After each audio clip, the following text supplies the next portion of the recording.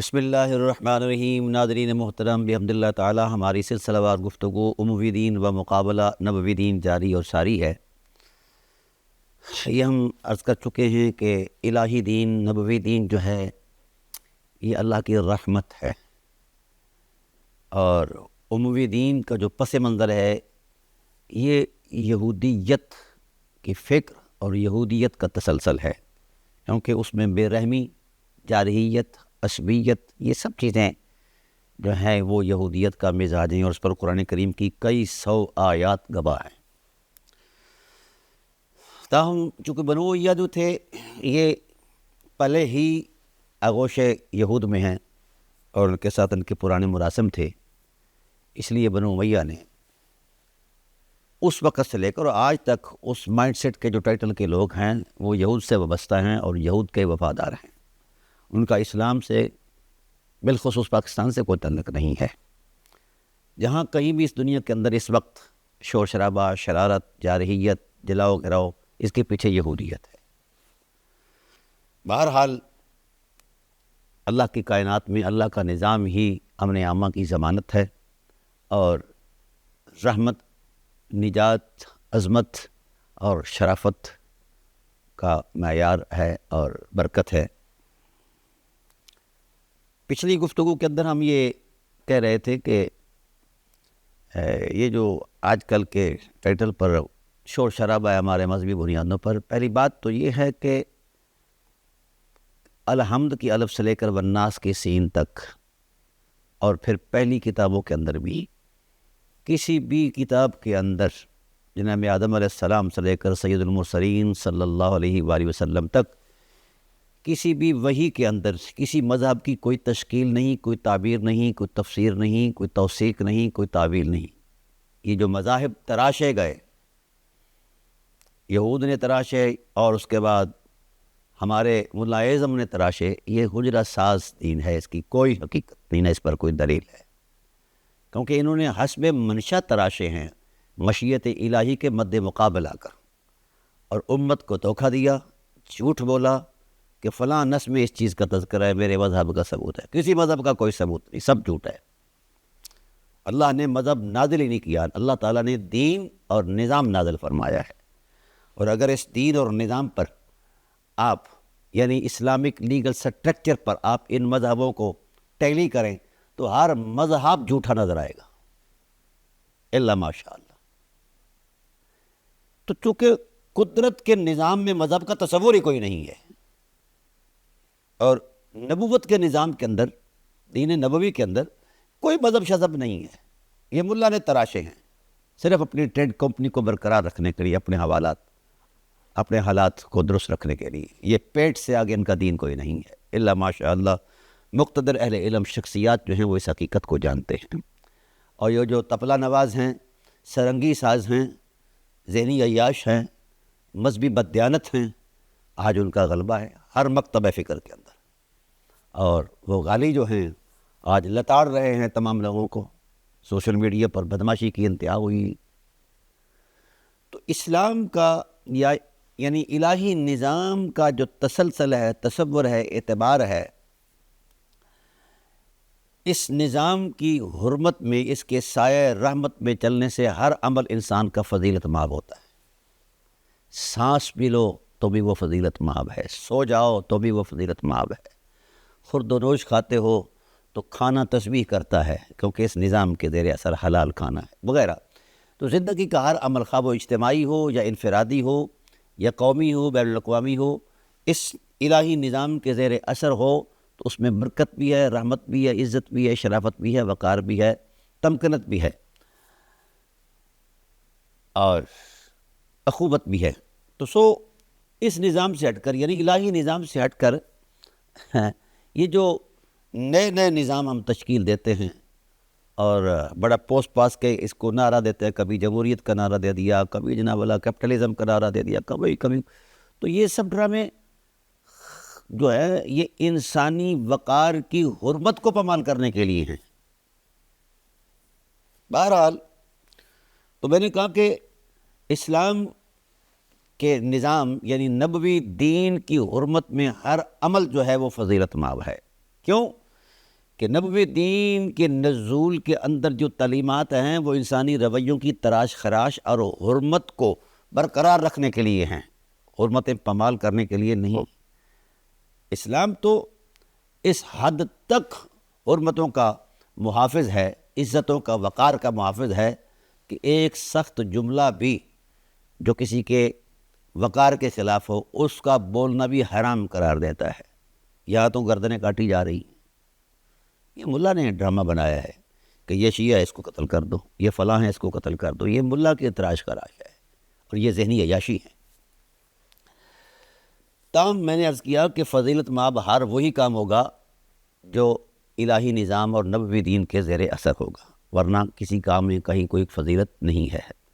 یہ جو ہم نے امویوں کی فضائل گھڑے ہیں جو 100% سے بھی آگے جا کر جھوٹ ہیں، تو میں چیلنج کے طور پر شرق اور غرب، عرب اور عجم کے علماء سے کہتا ہوں کہ آئیں نا ان رویوں کو قرآن پر ٹیلی کریں، رسول اللہ صلی اللہ علیہ وآلہ وسلم کے نبوی دین پر ٹیلی کریں۔ اگر حسب کلام الہی ہیں تو حق ہم سر جھکا کر تسلیم کریں گے، اور اگر امت میں رکھنا کے لیے یہ رویے تشکیل پذیر ہے اور الہی نظام کے مد مقابل اموی نظام کا ایک اپنا طرز ہے، تو پھر اس میں کہاں خیر ہو سکتی ہے؟ پوری ہسٹری پڑھ لیں 92 سال کی، کس دور میں کہاں امت نے خیر کا منہ دیکھا ہے؟ ہمیشہ شر دیکھا ہے، ہمیشہ۔ بہرحال الہی نظام میں جو سربراہی ہے اس کے بارے میں تو رسول اللہ نے فرمایا سید القوم خادمہم، یہ ہے نبوی دین کہ قوم کا جو سردار ہے، خلیفہ ہے یا ولی الامر ہے، یہ ان کا خادم ہے، پروٹوکول نہیں ہے۔ اور یہ ہمیں خلافت راشدہ کے اندر یہ تقدس ملتا ہے۔ حضرت عمر رضی اللہ تعالیٰ عنہ نے ارشاد فرمایا کہ پہلا خلیفہ حضرت ابوبکر صدیق رضی اللہ تعالیٰ نے ارشاد فرمایا کہ جب تک میں اللہ اس کے رسول کی اطاعت میں رہوں تو تم میری بات ماننا، اور اگر میں ادھر ادھر پھروں تو پھر مجھے سیدھا کر دینا، اور جب تک میں خدمت کے جذبوں سے سرشار رہوں تو خلافت کا حقدار رہوں گا، یا خلافت پر برقرار رہنا میرے لیے ٹھیک ہوگا، اور جب میں خدمت سے ہٹ جاؤں، عاری ہو جاؤں، تو پھر مجھے حق ہی نہیں ہے۔ حضرت عمر رضی اللہ تعالیٰ عنہ نے بڑے مجمع میں کہا کہ میں اگر اللہ اس کے رسول کی اطاعت کروں تو کیا کرو گے؟ مجمع نے کہا کہ جناب ہم آپ کی اطاعت کریں گے۔ اگر میں اس کے خلاف چلوں تو ایک بوڑھا صحابی اٹھ کر کھڑا ہو گیا، کہا تجھے میری تلوار سیدھا کر دے گی۔ یہ ہے نظام۔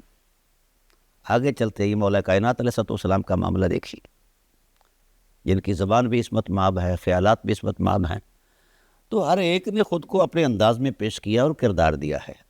ملا کے پاس کیا کردار ہے؟ صرف فرقے، ٹریڈ کمپنیاں، تکفیر کرنا وغیرہ۔ تاہم انہوں نے آج کل یہ جو ڈرامہ چلایا ہوا ہے، کچھ حدیثیں گھڑی ہوئی ہیں اور لاتے ہیں جناب والا، جو اسلامی نظام کا جو آفاقی ٹائٹل تھا، کائناتی ٹائٹل تھا، قیامت تک کے لیے یونیورسل سسٹم تھا، اس کو جس شخص نے چیلنج کر دیا اور ختم کر دیا، اور اس کے مد مقابل اپنی خواہش نفس پر وہ ترتیب دیتا ہے نظام، اس کے لیے فضیلت گڑی گئی، فضیلتیں گڑی گئی ہیں۔ اور بڑی عجب بات ہے، ایک مولانا صاحب یہ کہہ رہے تھے کہ رسول اللہ صلی اللہ علیہ وسلم نے معاویہ کے لیے دعا مانگی، اللہم علمہ الکتاب والحساب وقہ العذاب۔ پہلی بات تو ہے کہ اس طرح کا جملہ نبوت کی زبان سے سرزد ہو ہی نہیں سکتا، کیونکہ نبی بے محل کلام نہیں کرتے، یہ ان کی شان کا ہی خلاف ہے۔ جس طرح اللہ وحدہ لا شریک کا کوئی تکلم جو ہے وہ بے محل نہیں ہے، ایسے ہی وما ینطق عن الہویٰ والی زبان سے بے محل کلام کرنا ممکن ہی نہیں ہے۔ تو آئیے اگر ان دعاؤں کا معاملہ دیکھنا ہو تو تجربی زندگی میں آئیے، کتنا علم ہے معاویہ کے مخزن علم کے اندر؟ کوئی بندہ جائزہ لے سکتا ہے، بتا سکتا ہے کہ اتنے بٹا اتنا علوم نبوت کا فیضان ہے۔ علمہ الکتاب، کتاب کی تعلیم دے، اور کتاب کی تعلیم تو خود رسالت کی ذمہ داری ہے۔ یعلمہم الکتاب والحکمہ، یہ منصب ہی رسالت کا ہے۔ تو یہ کہنا کہ اللہ اس کو کتاب سکھا، بڑی عجیب بات ہے۔ او بھائی کتاب تو سکھانا زمانہ نبوت میں نبوت کی ذمہ داری ہے، وہ کس انداز سے کس رخ سے وہ کتاب سکھائے اللہ تعالیٰ، پھر وہی کا رخ ادھر کر دے۔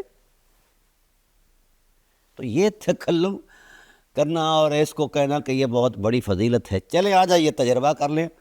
آپ تجربوں میں معاویہ کا وہ تسلسل پڑھنے کہ کتنا کتاب سکھائی رسول دو عالم صلی اللہ علیہ وسلم کے، چلو کہنے پر اللہ تعالیٰ نے اپنے فیض و برکات سے کتنا علم دیا ہے معاویہ کو۔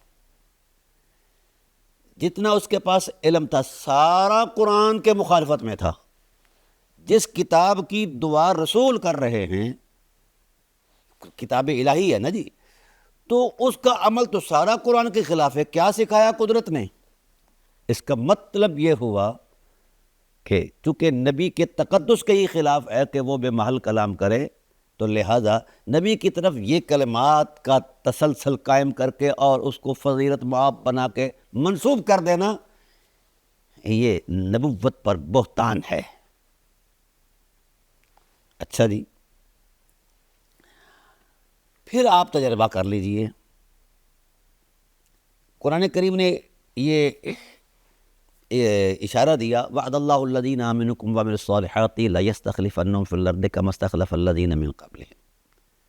تو وعدہ الہی یہی ہے کہ اس کا نظام خلافت صرف ان کو ملے جن کا ایمان بھی کامل ہو اور جن کا عمل بھی پاکیزہ ہو، تاکہ رعیت کے اندر جو ہے وہ اتقاء اور احترام اور انصاف کی حرمتیں قائم اور برقرار رہیں۔ تو آپ ان کے دور کا جائزہ لے لیں، بلکہ خود ان کی ذات کا جائزہ لے لیں۔ ہاں جی،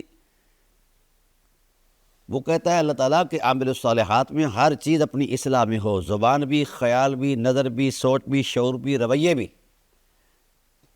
تو حضرت صاحب کو تو روٹی ہضم نہیں ہوتی تھی جب تک کہ وہ مولا کائنات علیہ السلام پر یا صحابہ پر کرام کی توہین نہ کر پائے۔ تو یہ چیزیں، یہ اسلام ہے۔ الہی اسلام سے اس اسلام کا کوئی تعلق نہیں ہے جو امویوں نے پیش کیا ہے۔ الہی اسلام ان الدین عند اللہ الاسلام وما اختلف الذین اوتوا الکتاب من بعد ما جاءهم البینات بغیا بینہم، یہ کلام الہی ہے۔ اللہ تعالیٰ کہ ہاں اسلام ہی دین ہے، اور جو اس سے مختلف ہو گیا، خاص کر وہ لوگ جو کتاب والے ہیں، حالانکہ ان کے پاس علم بھی آیا لیکن انہوں نے سرکشی دکھائی، اللہ کے علم پر اعتماد نہیں کیا، اپنی ہوس سے نفس پر اعتماد کیا ہے۔ تو بھائی آئیے بولیے نا، کیا اللہ تعالیٰ کی ذات والا صفات نے صاحبان ایمان اور عرفان کی تکریم کا حکم دیا؟ تو کیا معاویہ نے اس حکم کی تعمیل میں کوئی کردار دیا؟ نہیں۔ ابو سفیان نے دیا؟ نہیں۔ یزید نے دیا؟ نہیں۔ ابو سفیان تو اس قدر آگے چلا گیا کہ حضرت عثمان کے دور میں مرا ہے، وہ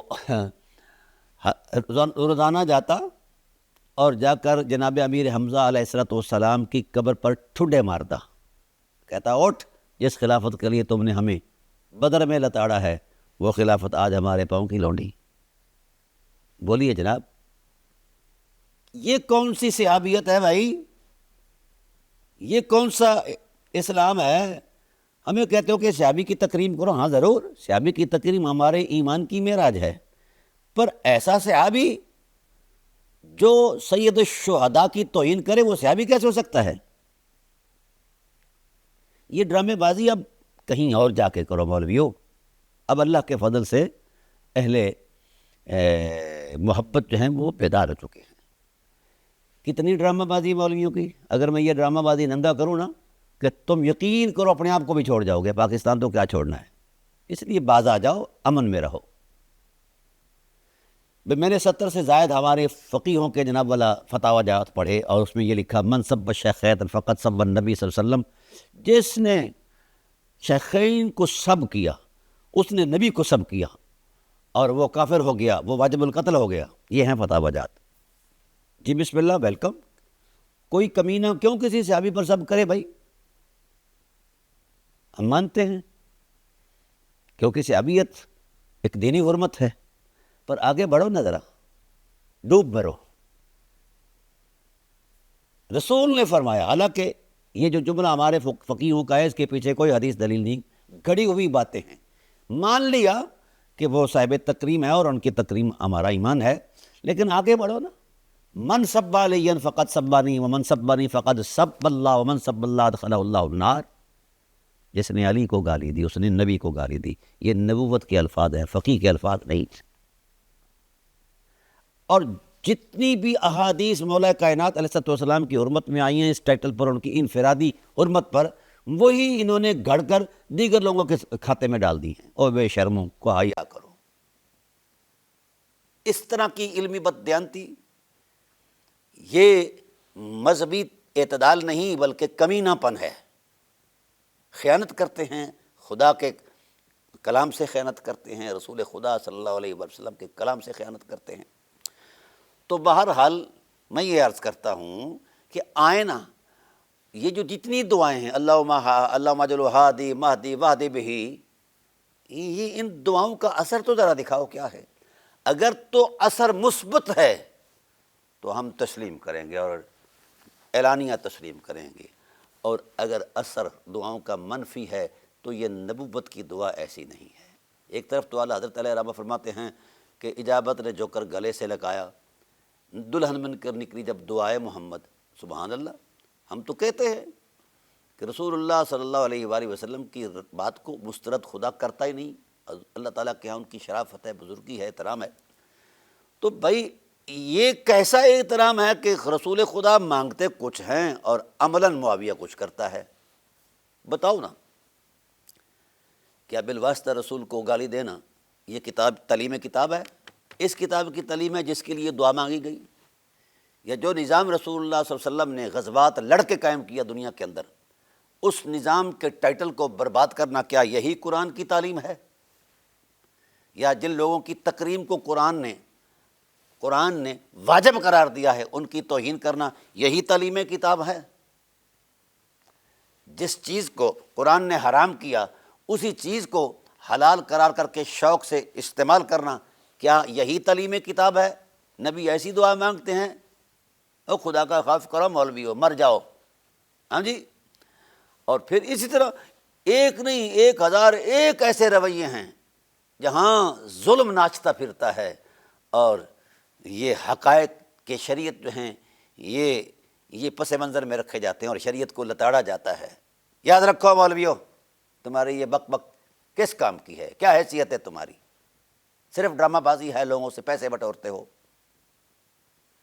دونوں جتنے بھی طبقات ہیں، ہر ایک طبقے کے اندر غالی ہیں، شیعوں کے اندر بھی غالی ہیں، وہ اپنی بک بک کرتے ہیں، سنیوں کے اندر غالی ہیں، وہ اپنی بک بک کرتے ہیں، اور یہ ڈرامے بازی شروع کر دی ہے جناب سوشل میڈیا پر، اور ایسے سے غلیظ الفاظ بولے جاتے ہیں جس کا نہ سر ہے نہ پیر، جو انسان کی انسانیت کے وقار کے ہی خلاف ہیں۔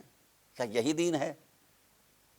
یہ کام امویوں نے کیا ہے۔ حرمتوں کو پامال کرنے کا آغاز یہ امویوں نے کیا ہے۔ سمجھ آ گئی؟ کوئی ایک لفظ تو ایسا ثابت کر دو اہل بیت علیہ السلام کے نفوس قدسیہ کی عصمت مآب زبانوں سے کہ جس کے اندر اس طرح کی جارحیت ہو، جو جارحیت ہم نے کتابوں کے اندر دیکھی ہے بنو امیہ کی طرف سے۔ ایک لفظ تو ثابت کرو، نہیں کرو گے، اب مد مقابل لاتے ان کو۔ تو یہ جو تم نے نبوت پر بہتان لگایا، جھوٹ بولا، تو بھائی اب وہ جو الحمدللہ ننگے ہو رہے ہیں، اور اللہ کے فضل سے ہم ٹھوک کے ننگا کریں گے، ٹھیک ہے؟ اچھا جی فلاں چیز سکھا دو، جی فلاں چیز سکھا دو، جی فلاں چیز سکھا دو۔ مجھے یہ بتایا جائے، حیرت اس بات پر ہے، شیخین پر سب کرنے سے معنی سب کا گالی نکلتا ہے، اور اہل بیت پر سب کرنے سے معنی سیاسی اختلاف نکلتا ہے۔ اے ظالموں، یہ کون سی منطق ہے؟ یہ کس کو بت بنانا چاہتے ہو؟ ختم ہو گیا تمہارا شیطانی وسوسہ الحمدللہ۔ اب تم سامنے بیٹھ کر بات کرنے کی جرت نہیں کر پاؤ گے اللہ تعالیٰ کے فضل و احسان سے، نہ تمہاری ہمت رہی ہے، نہ تمہارے علم کے اندر کوئی ایسی سخت ہے، چونکہ یہ سب کچھ تراش خراش تھی۔ اور قرآن کریم نے کیا خوبصورت کلمات دیے جہاں کہیں بھی دیکھو قرآن کریم نے صرف رویوں کی حرمت کو بیان کیا ہے. یہ جو ثواب، عذاب، عقاب، عتاب، یہ ساری چیزیں جو ہیں اس کے پیچھے رویوں کا تسلسل آتا ہے. جس نے جس انداز کے رویے اختیار کیے اس کو اسی انداز کا نتیجہ ملے گا. یہ اللہ کا نظام ہے، الوہی نظام ہے، نبوی نظام ہے. لیکن حیرت ہے کہ اگر امام حسن علیہ الصلاۃ والسلام کی وفات کی خبر شاہی محلات شام کے اندر پہنچتی ہے تو وہاں ایک صحابی بیٹھے ہیں، غالباً مہدی کرم ان کا نام ہے، تو ان کے منہ سے نکلتا ہے انا للہ و انا الیہ راجعون. یہ ہر مسلمان کی وفات پر ہوتا ہے تو معاویہ بھڑک اٹھتا ہے. تم اس کو مصیبت سمجھتے ہو؟ وہ صحابی کہتا ہے مصیبت نہ سمجھوں تو کیا سمجھوں؟ جس ذات والا صفات کو رسول اللہ نے کندھوں پر بٹھایا، سجدے طویل کیے اور ہر وقت ان کی حرمت کی گواہیاں دی نبوت کی زبان سے، اور امت کو ان کی ادب اور محبت کے زمزمے سکھائے پڑھائے، تو اس کے لیے یہ اس سے بڑی مصیبت کوئی امت پر ہو سکتی ہے کہ اتنی بڑی ذات کا سایہ امت سے اٹھ جائے؟ وہاں ایک اسدی، بنو اسد قبیلے سے ایک شخص بیٹھا تھا، وہ معاویہ کا مصاحب تھا، خوش آمدی تھا. اس نے کہا کہ وہ تو ایک آگ کا انگارہ تھا، بجھا دیا، بجھ گیا. تو اس جملے پر اسدی کو ایک تھیلی دیناروں کی دی گئی بطور انعام. یہ ہے تمہارے ماموں کا حب اہل بیت کا منظرنامہ مولویوں. یہ کس منہ سے تم یار مسلح پر کھڑے ہوتے ہو؟ خدا کا خوف کرو، خدا کا خوف کرو. تو یہ جو حدیثیں ہیں، جب مقتدر محدثین نے، مقتدر رجالیوں نے یہ اجماعی طور پر یہ باتیں کہی ہوئی ہیں اپنے اپنے زمانے کے اندر کہ ان کے بارے میں کوئی چیز نہیں ہے، کیونکہ ان کے رویوں میں کوئی ایسی رونق نہیں تھی جس کا دین سے تعلق ہو. ہاں، دین مخالف زندگی کا ہر اثر گزرا ہے، ہر عمل گزرا ہے. تو بھائی میں اپنے دوستوں سے کہتا ہوں، یہ جو دعوت اسلامی والے ہیں، ٹھیک ہے آپ کو چوری چھوری اچھی پڑی ہے، لیکن کیا خیال ہے کہ تم اس پاکستان کے اندر مطلب یہ اس طرح کی بات کر کے کہو گے کہ جناب والا ہمیں امام مانا جائے، امیر مانا جائے؟ تو ایسے امیر کو تو نہیں امیر مانا جاتا.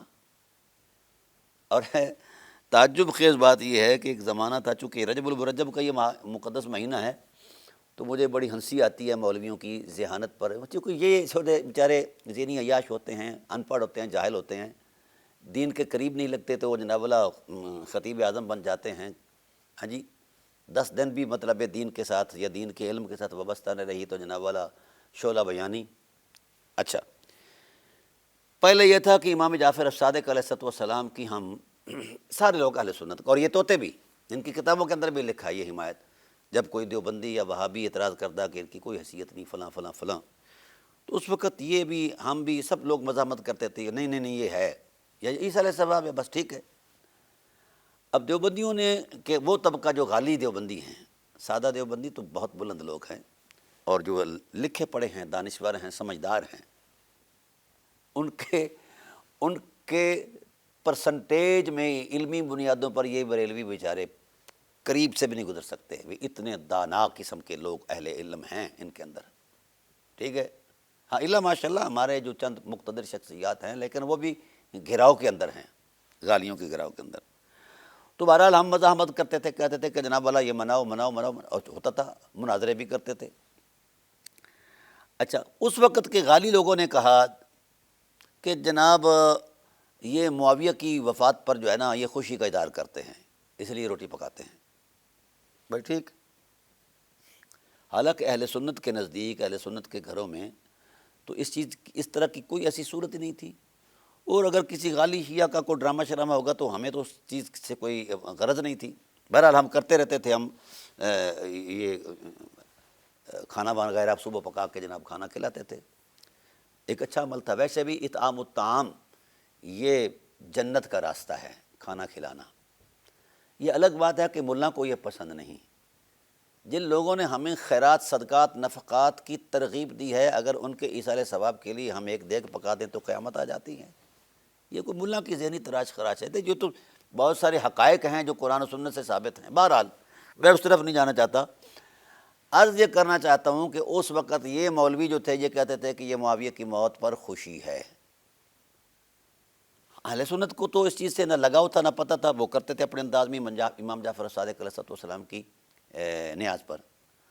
اب عجب بات یہ ہے کہ وہ تو یعنی اہل سنت کا جو ٹائٹل تھا، بریلوی جو حضرات تھے ہمارے بریلوی جو ہے، وہ تو ایک ایصال ثواب کے تصور میں ایسا کرتے تھے، ٹھیک ہے، اور پنجتن پاک کا، اہل بیت کا، 12 اماموں کا جو تذکرہ کرتے تھے، ہر دعا کے اندر ہمارے ہر مشائخ کی زبان پر ہوتا تھا جن کے اندر دین تھا۔ آج کل ایک نیو برانڈ بریلویت آئی ہے، اس نے نئی اختراعات کی ہیں، انشاءاللہ فقیر ان کا بھی جائزہ لے گا، اور کچھ چیزوں کا لیا ہوا ہے جس پر یہ سانس لینے کے قابل بھی نہیں رہے بیچارے۔ تو اس وقت تو یہ ہم پر بھی جناب والا گاہے گاہے دیوبندی الغار کرتے تھے کہ جناب والا یہ ایسا ہے، یہ شیعہ ہو گئی ہیں، فلاں فلاں فلاں، وہی ہوا ہوگا کسی حوالے سے۔ ہم تو الحمدللہ اہل سنت کے اس ٹائٹل پر ہمارا شعار رہا۔ اچھا، اب وہی خوشی جس کا الزام شیعوں پر تھا، وہی خوشی کو دینی جواز مہیا کر کے وہی خوشی منا رہے ہیں یہ ہمارے طوطے۔ عرس خوشی کو کہتا ہوں، عرس عروس سے مشتق ہے نا جی، تو اس کا معنی خوشی کا اظہار کرنا ہے۔ اچھا، ہمارے ہاں جو عرسوں کی تعبیر تھی وہ یہ تھی کہ جناب والا جس دن وصال ہوتا ہے کسی اللہ کے بندے کا، اس دن کو ملاقات ہے تو بندہ خدا سے خوش ہے اور خدا بندے سے خوش ہے، تو اس خوشی کے اعتبار سے ایک یادگار کے تصور میں وہاں لوگوں کو اکٹھا کر کے ان کی عظمت کو بیان کیا جاتا تھا، اور ان کی دینی خدمات کو بیان کیا جاتا تھا وغیرہ وغیرہ۔ تو وہ عرسوں کے ماحول کے اندر یہ چیزیں جاری اور ساری تھی۔ اب وہی خوشی یہ طوطے منائیں تو یہ دین بنتا ہے، کمال ہے۔ میں نے تو کبھی نہیں سنا کہ، کیونکہ جب تحقیق کی گئی تو معاویہ 22 رجب کو فوت ہی نہیں ہوا، اس کے مرنے کی اور کئی تاریخیں ہیں جو ہمارے رجال کی کتابوں کے اندر بھی موجود ہیں، اور جناب اللہ تاریخ اور سیرت کی کتابوں کے اندر بھی موجود ہیں۔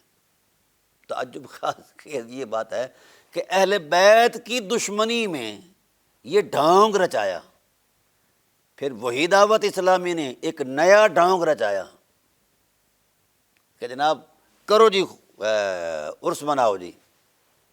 اب بھائی ٹھیک ہے مناؤ، میرا سوال ہے طوطوں کے بادشاہ سے کہ میاں جی ذرا یہ بتاؤ کہ آپ نے اپنے ماموں کے کوئی ایسے دینی اور اخلاقی قدروں کی نشاندہی کر لی ہے جس کا ثبوت مصدقہ ذرائع علم سے آپ کے پاس ہو؟ لے آئیں نا، تو ہم بھی وہ خوشی میں شریک ہوتے ہیں، لے آئیں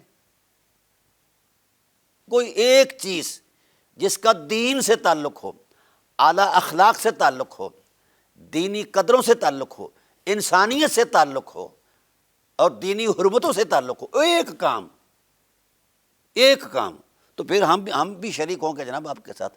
اور اگر سارے کام دین دشمنی پر مبنی ہیں، الہی نظام کی مخالفت پر مبنی ہیں، صحابہ کی توہین پر مبنی ہیں، اہل بیت کی توہین پر مبنی ہیں، صحابہ کے قتل پر مبنی ہیں، صحابہ کی اولادوں کے قتل پر مبنی ہیں، مدینہ اور مکہ مقدسہ کے حرموں پر یلغار پر مبنی ہیں، تو پھر یہ دین تو نہیں ہے۔ آج تک کسی کافر نے کافر ہو کر کعبۃ اللہ پر روڑا نہیں پھینکا، کنکر نہیں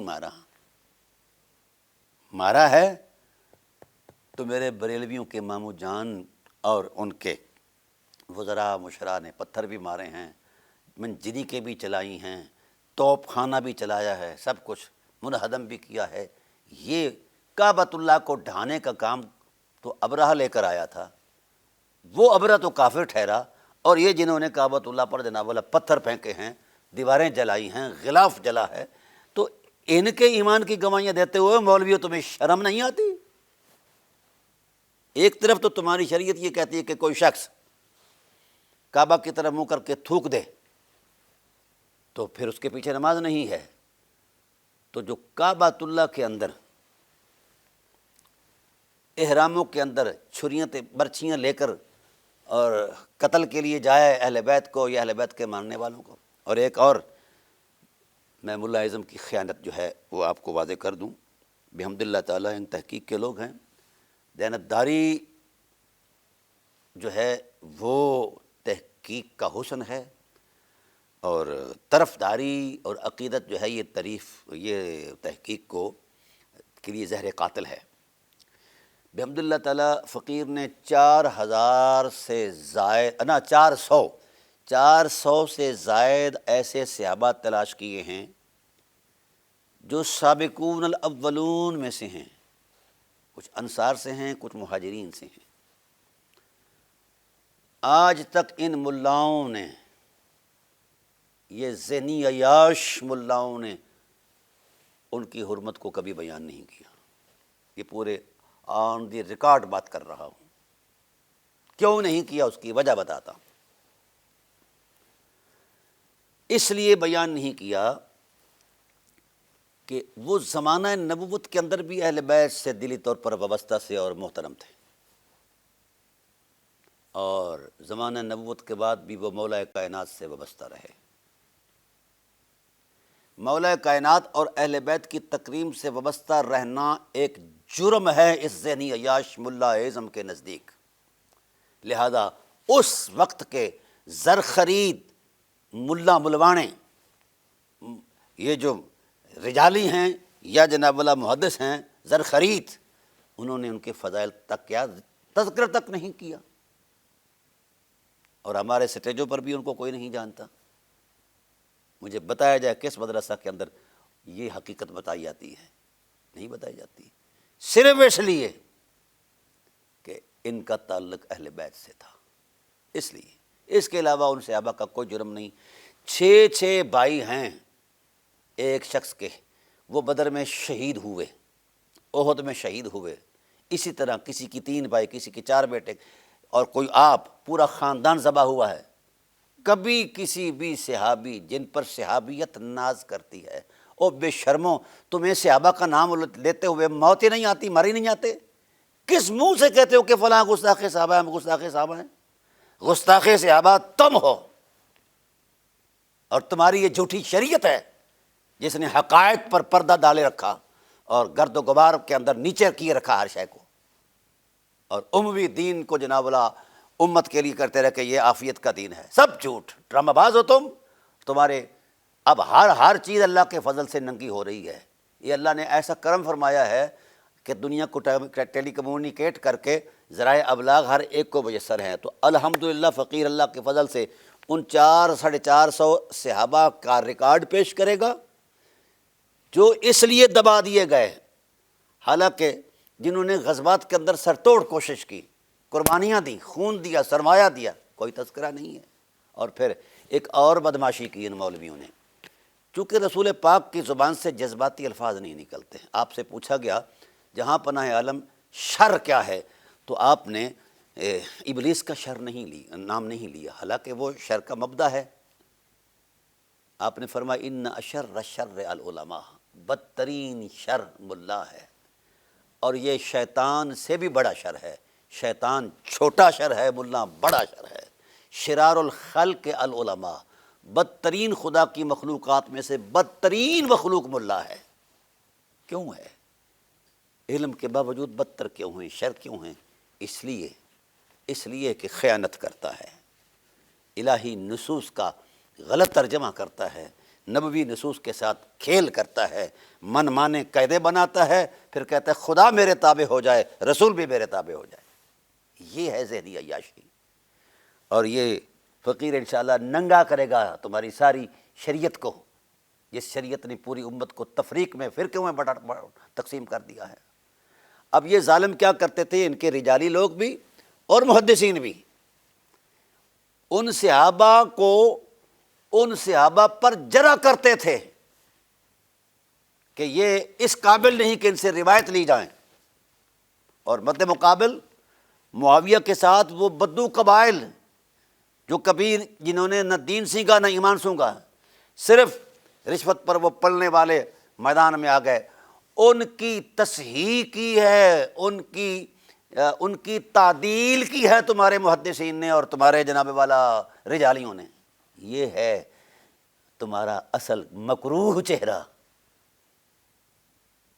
صرف اس بنیاد پر مقتدر اہل علم صحابہ کو چھوڑ دیا گیا کہ ان کا تعلق اہل بیت سے تھا، اور ان لوگوں کو جن کے اندر نہ اخلاق ہے، نہ علم ہے، نہ دینی حرمت ہے، بدو ہیں، وہ رشوت پر چلنے والے ہیں، سرمایہ پر چلنے والے ہیں، چونکہ اس کا تعلق معاویہ سے تھا، بنو امیہ سے تھا اور ان کی جارحیت سے تھا، لہذا ان کو بڑا پوس کر کے عادل راوی بنایا گیا۔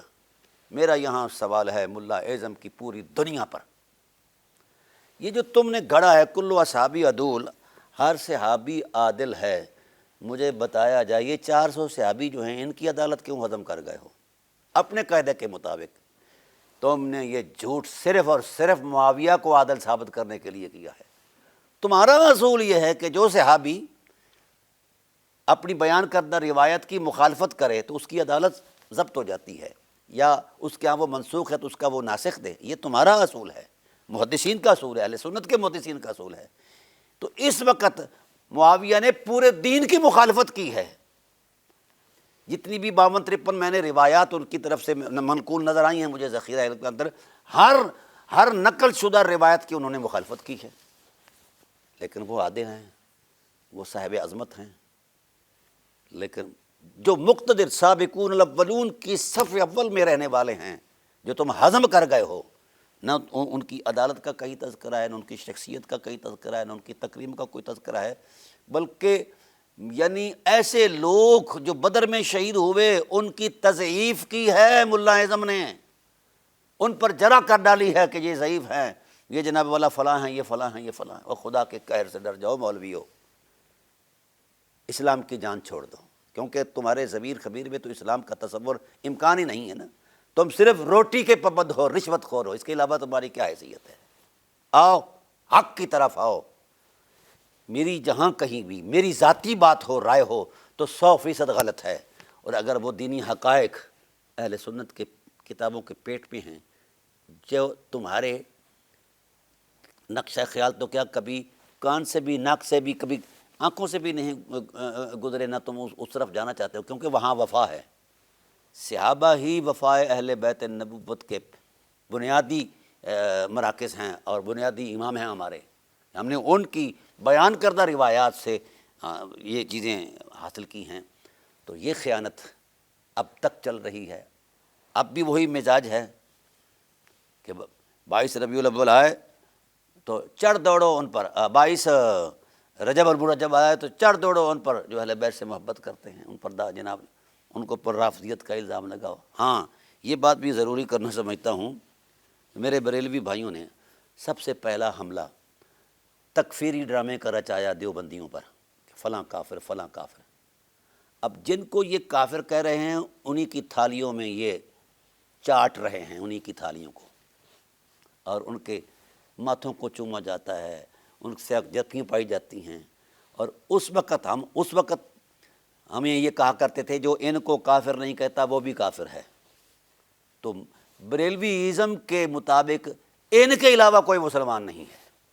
میں خود بریلوی ہوں، اپنے قاعدے کی بات کرتا ہوں جو ہم نے پڑھا ہے، جو حضرت اس بات پر ہے، اور پھر تعجب اس بات پر ہے کہ نہ جانے یا تو پھر یہ حسام الحرمین جھوٹی ہے یا پھر آج کا ملا اعظم جھوٹا ہے۔ ٹھیک، پھر جس وقت چھترول کر دی دیوبندیوں نے، علمی بنیادوں پر بھی چھترول کر دی، اور ویسے بھی لتر چھتر مارے مولویوں کو، تو ان کی شریعت سیدھی ہو گئی۔ بالکل ان کو آپ چھوڑ دیا، پھر یہ چڑھ دوڑے اہل حدیثوں پر، وہابیوں پر۔ اچھا، جس وقت انہوں نے بھی لتر مارے تو پھر یہ اس وقت تو چڑھ دوڑے شیعوں پر، تو شیعہ بھی سامنا کرنے کے لیے تیار ہو گئے۔ اب یہ کسی شیعہ کو، دیوبندی کو، وہابی کو کسی قسم کی کوئی بات نہیں کرتے، اب ان لوگوں کا یہ تعاقب کرتے ہیں، ان لوگوں پر بکواس بازی کرتے ہیں، زبان درازی کرتے ہیں، جو لوگ اہل سنت ہیں اور سادہ ہیں اور پیار کرتے ہیں اہل بیت النبوت سے۔ یہ وہی روش ہے جو اس وقت کے رشوت خور ملاؤں نے اپنائی تھی. مقدس صحابہ کی توہین کو وہ اپنا سمجھتے تھے کہ یعنی ان کے وقار کو وقار ہی نہیں سمجھا جاتا تھا، ان کو اپنی کتابوں میں شامل ہی نہیں کیا، نہ ان کی تعدیل کی، ان پر جرح کر ڈالی ہے کہ یہ لائق ہی نہیں ہیں. اور معاویہ کے لیے اصول گھڑ لیا گیا کہ جناب یہ صحابی عادل ہے. تو کہاں ہیں تمہارے اصول، کہاں ہیں تمہاری فقاہت، اور کیا ہے بصیرت؟ ایسا بھی زمانہ آیا کہ بیٹے کی مدخولہ کو رشوت لے کر باپ کے ساتھ مباشرت کا دے دیا گیا اجازت نامہ. یہ ہے تمہاری اصل حقیقت، یہ ہے تمہاری مکروہ شکل. پھر کہتے ہو کہ فلاں فلاں ہو گیا ہے. یاد رکھو اللہ کے انتقام کا وقت آ گیا ہے. یا تو توبہ کرو اور آفاقی دھارے میں آؤ، اہل سنت کا وہ جو کائناتی دھارا ہے اس کے اندر آ کر اعتدال کے اندر آؤ.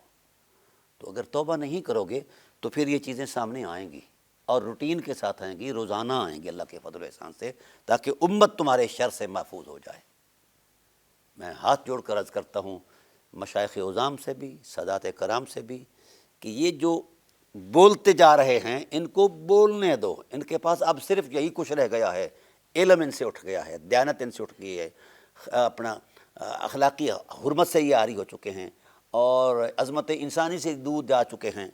اب فساد فتنہ جو ہے ان کا مزاج بن چکا ہے. لہذا ان سے آگاہ رہیے گا اور اپنی وحدت پر برقرار رکھیے گا.